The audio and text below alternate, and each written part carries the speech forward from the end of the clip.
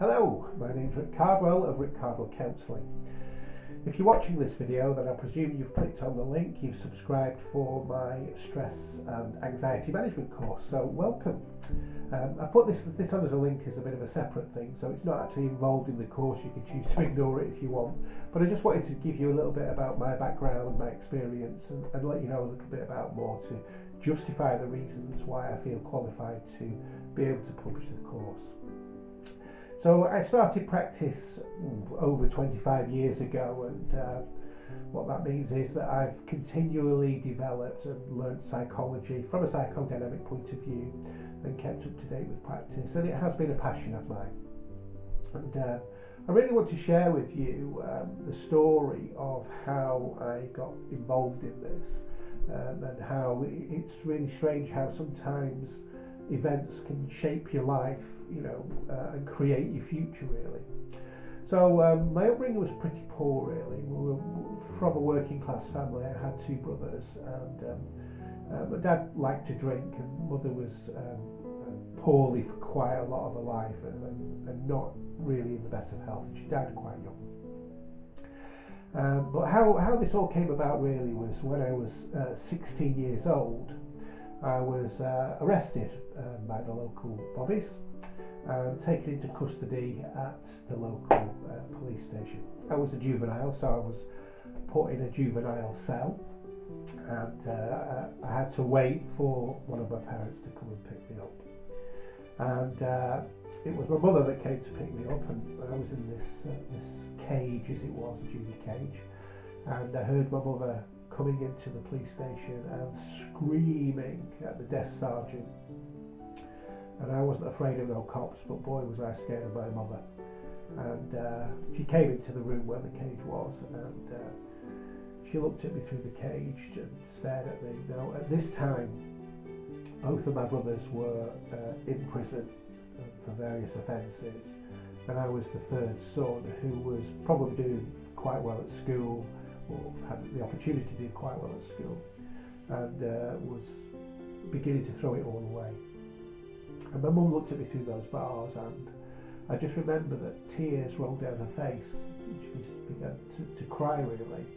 And I think it was one of those moments where everything sort of came together for her. She had three boys, two of them were locked away, and here was me staring at her from behind bars. And I think it was one of those moments that, and she'd also been diagnosed as being seriously ill. She didn't live too much longer than that.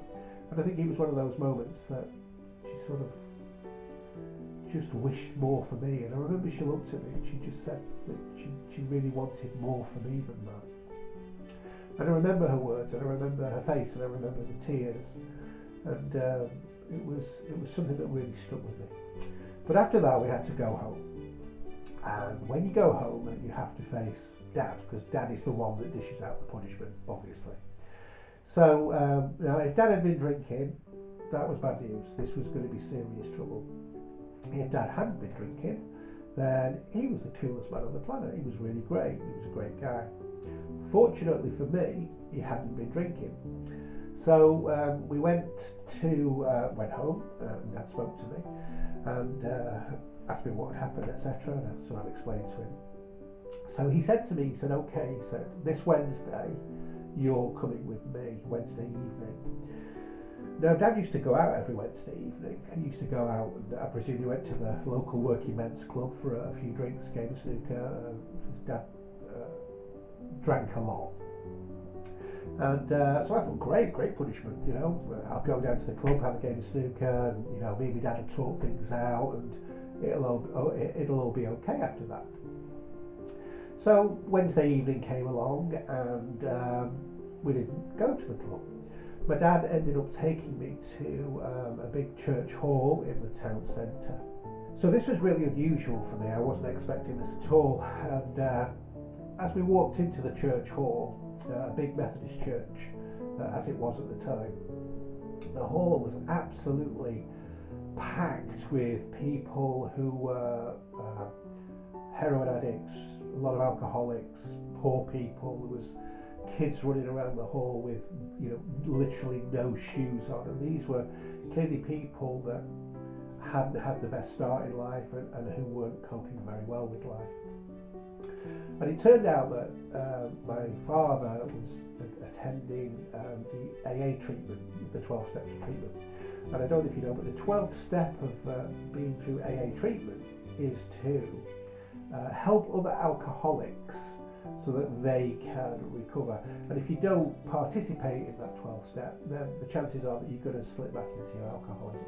So my father's idea, or his practical step for doing the 12th step, was to go to this church hall and to help out at a soup kitchen, which was completely beyond my comprehension really, because that wasn't the dad that I knew at home who really didn't do anything. Anyway, so in this church hall there was a lot of people, and right at the very top of the hall there was a table with two guys sat there by themselves, kind of out of the way really, and I thought, well, I'll go and have a chat with these. Dad went off and stood behind a bench with a pinny on and started dishing up soup. And I went over to talk to these two guys sat at this table at the end. I was really curious as to what was going on here. And as I walked towards them, this guy stood up, saw me coming, and he stood up, and he was a tall, thin man, clearly very, very handsome features, although he was ravaged by alcohol abuse. But I remember Tommy was his name, and he had this head of Brian May hair, black hair. And as I walked over, he looked at me, sort of looked at me, and he just told me to go away in no uncertain terms, in a couple of words. But what I'd learned as a child, and from my brothers really, was never to be afraid of anybody. You know, we were a poor family, we were bullied quite a lot, but what my brothers always said, look, you know, we are what we are, but don't give the satisfaction to anybody of showing any fear. If you're going to get turned over, you're going to get turned over, but always stand up to them and never show any fear. And that's exactly what I did. And chap stood up to me, Tommy, and squared up to me. And I just said, look, I'm not here to talk to you, mate. I want to talk to him. And pointed to the Harry, the other old boy, sat there, flat cap. And I sat down and I ignored Tommy. Well, Tommy wasn't very happy and, you know, kept chipping away at me and basically wanted to fight me. And I just ignored him and I talked with Harry, who was much more reasonable. And after 10 minutes or so, Tommy realised he wasn't going to get a fight out of me, he wasn't going to get anywhere, so he went quiet.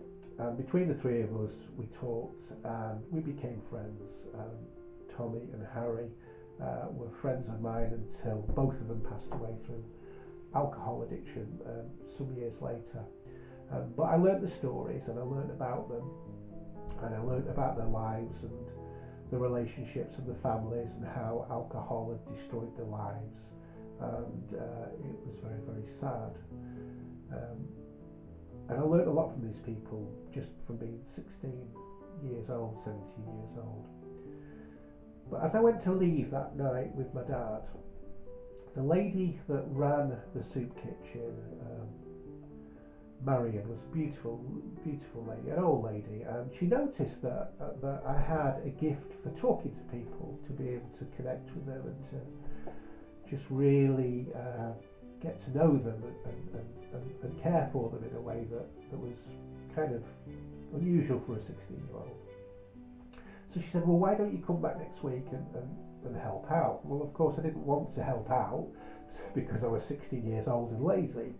So I said, well, no, but I'll come back next week and I'll talk to people, and that's what I did. And for every Wednesday for the next few weeks, that's what I would do. I would go and help.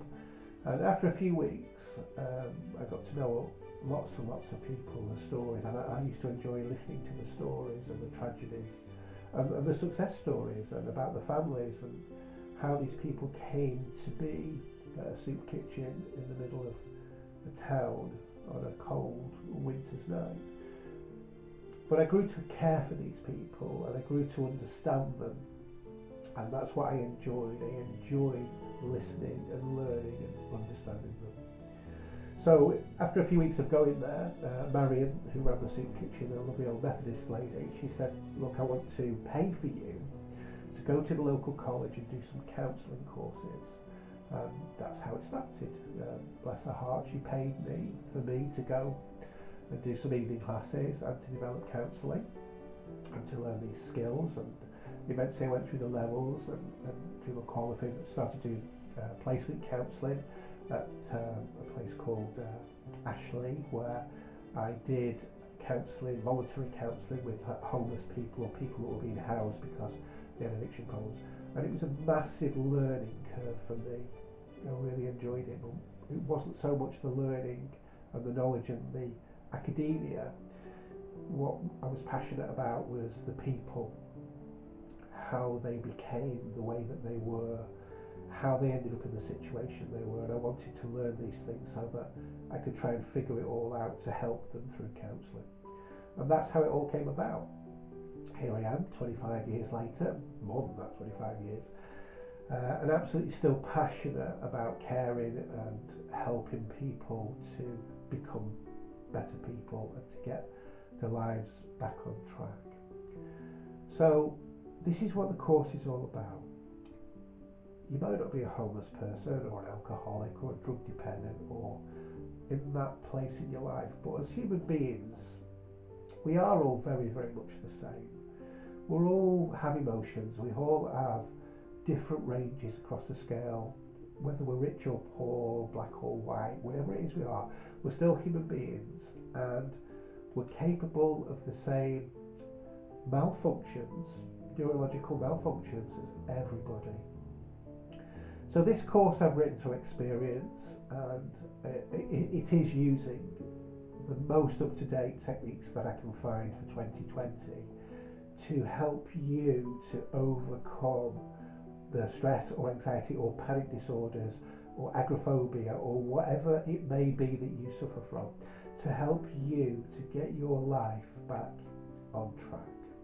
Now I've got no doubt whatsoever that if you apply the principles of this course, if you're determined, if you're resolute, and if you really want to improve your life, and you focus on this course and focus on the knowledge, on the practical side of it, and the emotional aspect that will drive the change, then I've got no doubt at all that you can be a changed person, have a better life. And this is what the course is designed for, to help you.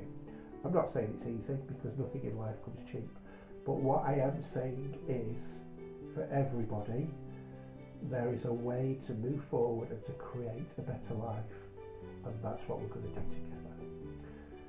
So thank you for watching this video. We'll start with Unit 1, that's to follow, and you're going to find this great. You really enjoy it. I've done this course before, I've rolled it out face to face, I've had a great time, and people have really it's impacted their lives in such a positive way, and that's what it's going to do for you. So let's get started.